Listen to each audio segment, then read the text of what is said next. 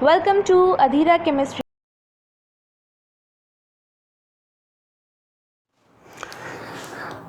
बताएंगे कि rules of hybridisation कि हाइब्रिडाइजेशन के क्या रूल्स है। मतलब हम ऐसी कौन कौन सी बातें हैं जिसको ध्यान में रखना है हाइब्रिडाइजेशन को समझने के लिए। रूल्स फॉर हाइब्रिडाइजेशन बहुत इंपॉर्टेंट है, ये जब तक नहीं जानेंगे तब तक आप हाइब्रिडाइजेशन को अच्छे से समझ नहीं पाएंगे। सबसे पहली बात है, मैं एक एक पॉइंट को बोलता हूँ। नंबर 1 है कि किसी भी मॉलिक्यूल में जब बॉन्ड का फॉर्मेशन होता है तो हमको सेंट्रल एटम को ढूंढना पड़ता है। अब सेंट्रल एटम क्या होता है? एक ही मॉलिक्यूल में सेंट्रल एटम एक से ज़्यादा हो सकते हैं। वे लोग सेंट्रल एटम होते हैं जिनकी वैलेंसी एक से ज़्यादा रहती है, वे सब के सब सेंट्रल एटम के तौर पर रहते हैं। सेंट्रल एटम ही हाइब्रिडाइजेशन में इन्वॉल्व होता है। Number 1 point. दूसरा पॉइंट, सेंट्रल एटम वह होता है जिसकी वैलेंसी एक से ज़्यादा होती है। सेंट्रल एटम की आगे पीछे sigma bond, pi bond, lone pair को गिन लीजिए। हाइब्रिडाइजेशन में पाई बॉन्ड इन्वॉल्व नहीं होता, उस आधार पर आप निकाल लेंगे हाइब्रिडाइजेशन। हमको यह बताने सेकेंड बात कि जो सेंट्रल एटम के बाहरी सेल के बाहरी सब सेल के बाहरी लगभग इक्विवेलेंट ऑर्बिटल ही आपस में इन्वॉल्व होते हैं हाइब्रिडाइजेशन। मतलब यस का सीधे यफ से इन्वॉल्व नहीं होगा, पी का सीधे यफ से नहीं होगा, यस का पी से होगा, पी का डी से होगा। मतलब लगभग इक्विवेलेंट एकदम नियरली नहीं, सिमिलर एनर्जी वाले आपस में इन्वॉल्व होते हैं, हाइब्रिडाइजेशन में शामिल होते हैं। तीसरा, इसमें प्योर ऑर्बिटल इन्वॉल्व होते हैं जिनका आकार और एनर्जी अलग अलग होती है। चौथा पॉइंट, मिक्सिंग होने के बाद उतनी ही मात्रा में इम्प्योर ऑर्बिटल का फॉर्मेशन होता है।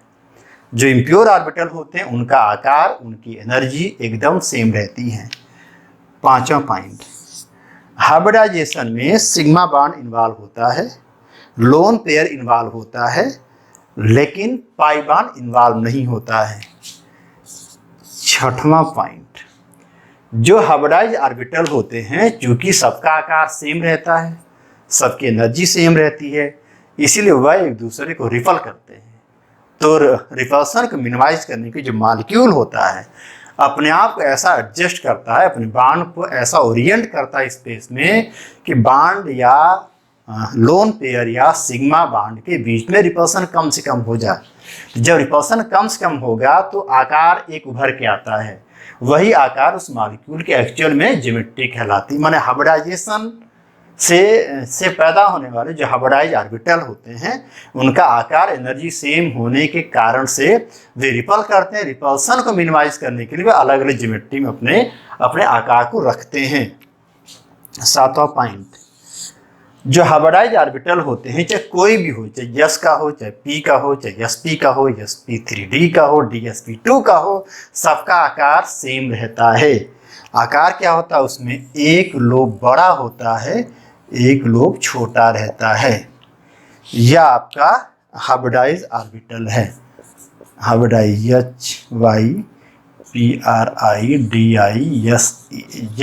हाइब्रिडाइज ऑर्बिटल है जिसको हम संकरित कक्षक कहते हैं।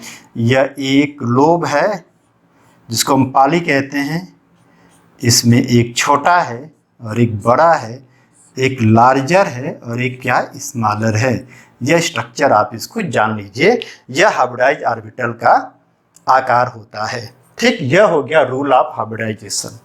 ठीक, अब हम बताते हैं आपको कि हाइब्रिडाइजेशन के कितने टाइप हैं। तो इस बात का आप समझ गए होंगे, बस 2-3 मेन बात जाननी है कि हाइब्रिडाइजेशन में जो ऑर्बिटल इन्वॉल्व होते हैं वो प्योर होते हैं, आकार अलग अलग, एनर्जी अलग अलग।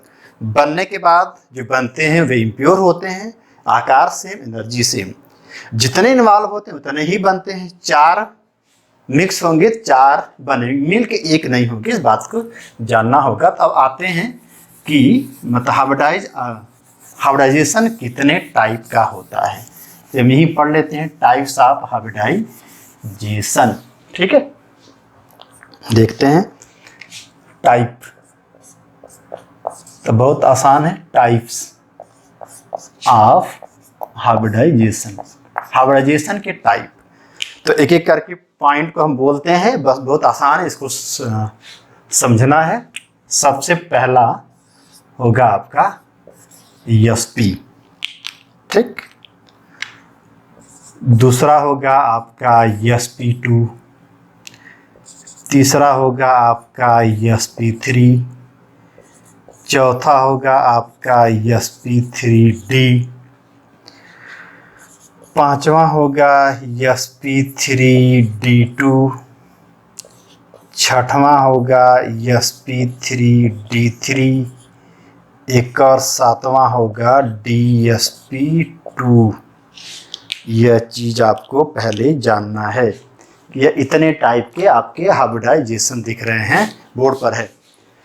sp, sp2, sp3, sp3d, sp3d2, sp3d3, dsp2, सब पर हम अलग अलग बात करेंगे, वीडियो हमारा सब पे आएगा, लेकिन एक रफली हम एक शॉर्ट आउट में, एक ब्रीफ में सबके बारे से हम बताते हैं, ठीक है। sp में 2 ऑर्बिटल इन्वॉल्व होते हैं, 2 ऑर्बिटल, 2 इलेक्ट्रॉन पेयर इन्वॉल्व होते हैं, ठीक है। 2 ऑर्बिटल 2 इलेक्ट्रॉन पेयर, इनका आकार होता है लीनियर, अब बॉन्ड एंगल होता है 180 डिग्री, और एग्जाम्पल इनका है BeF2। देखिए sp में एक s एक p, तो 2 ऑर्बिटल 2 इलेक्ट्रॉन पेयर, आकार लीनियर, 180 होगा। हम sp बात करेंगे अलग अलग, ठीक। ऐसे sp2 में 3 ऑर्बिटल इन्वॉल्व होता है, एक s 3p, इलेक्ट्रॉन पेयर 3 होगा, आकार होगा equilateral triangle, equilateral triangle, bond angle होगा 120 डिग्री। बढ़िया एग्जाम्पल इसका है BF3, एथिलीन भी है, ये मैंने आपको, ये आप इसको नोट डाउन करते चलें। मैंने कहा एक एक करके हमारा सब पर एक वीडियो आएगा। फिर आते हैं किस पर, sp3 पर। sp3 4 ऑर्बिटल्स में इन्वॉल्व होते हैं, 4 इलेक्ट्रॉन पेयर होंगे, आकार होगा टेट्राहेड्रल या हेड्रल, टेट्राहेड्रल कहिए आप इसको। हेड्रल एक मॉडल है जो फॉलो करेगा मॉलिक्यूल, वो टेट्राहेड्रल हो जाएगा।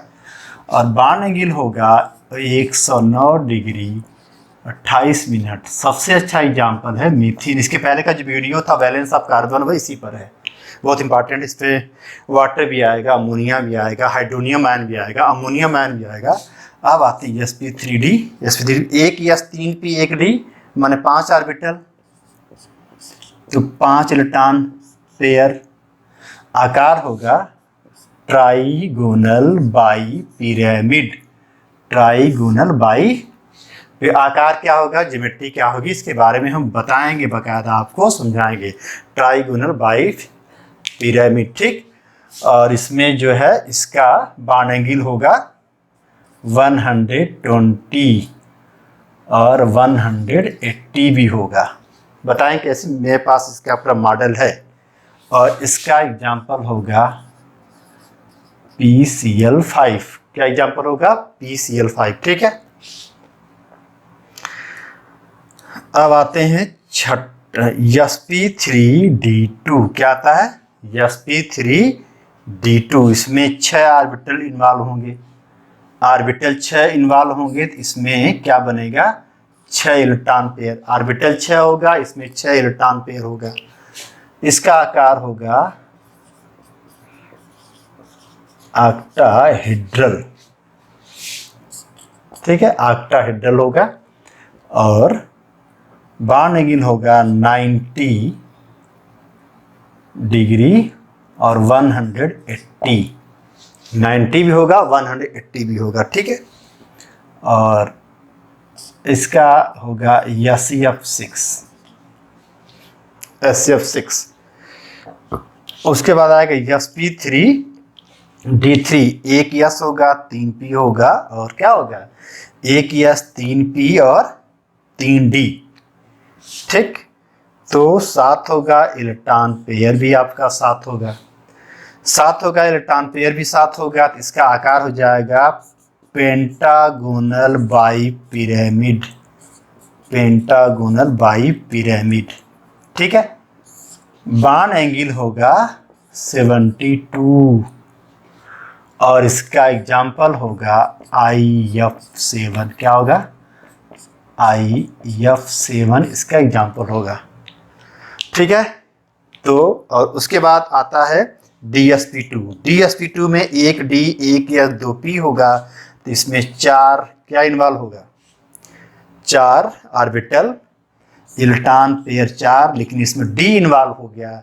इसका आकार होगा स्क्वायर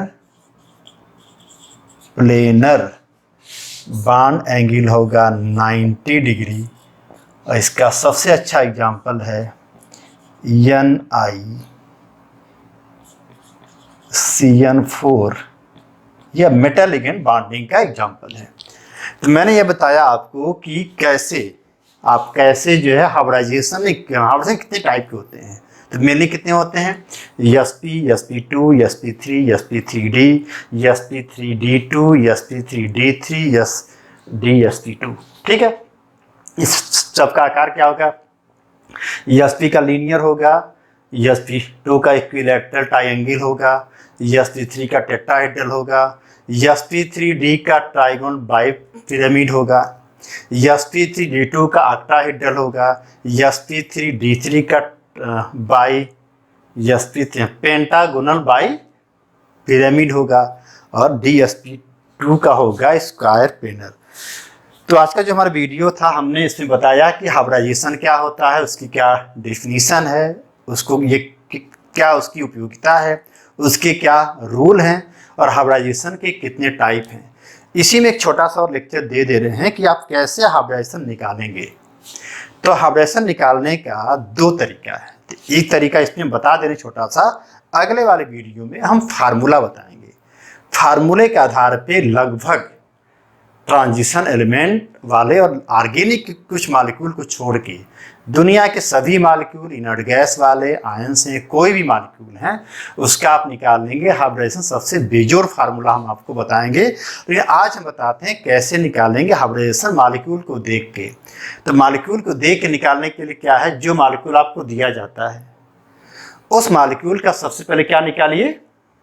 लुईस स्ट्रक्चर निकालिए। जब मॉलिक्यूल को ओपन करेंगे, खोल देंगे, तो मॉलिक्यूल जब ओपन हो जाएगा तो एकदम दिखने लगेगा। उसको झांकिए, देखिए अंदर कि उस मॉलिक्यूल में सेंटर एटम कौन है। सेंटर एटम को छांटिए। सेंटर एटम एक से ज़्यादा भी हो सकता है, एक भी हो सकता है। इसमें जो मैंने एग्जाम्पल दिया है, सब में एक एक सेंटर एटम है। सेंटर एटम माने होता है केंद्रीय परमाणु, जो उस मॉलिक्यूल का मेन होता है, उसका जो मुखिया होता है, उसी सारे लोग अटैच होते हैं।